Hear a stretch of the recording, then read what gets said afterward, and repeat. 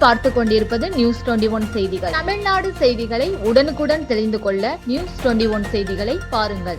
வணக்கம்.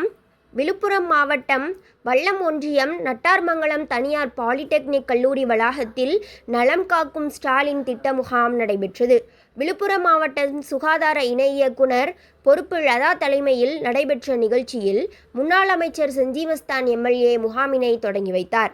முகாமில் பொது மருத்துவம், இதயம், எலும்பு, நரம்பியல், தோல், மகப்பேறு, குழந்தைகள் நலன், நுரையீரல், அறுவை சிகிச்சை, கண், காது, மூக்கு, தொண்டை, மனநலம், பல், சித்தா, இயன்முறை சிகிச்சை, கதிரியக்க சிகிச்சை மற்றும் சர்க்கரை நோய் உள்ளிட்ட 17 வகை மருத்துவ சேவைகள் வழங்கப்பட்டது.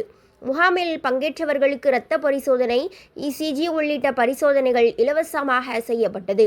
மேலும் மருத்துவர்களால் பரிந்துரைக்கப்பட்டவர்களுக்கு echo, cardiogram, x ray, ultrasound scan, பெண்களுக்கான கர்ப்பப்பை, வாய் மற்றும் மார்பக புற்றுநோய் பரிசோதனைகள் செய்யப்பட்டது.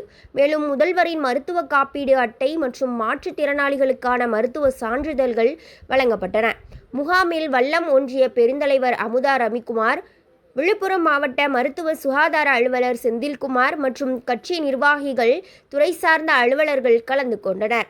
நியூஸ் 21 செய்திகளுக்காக ராஜாமணி.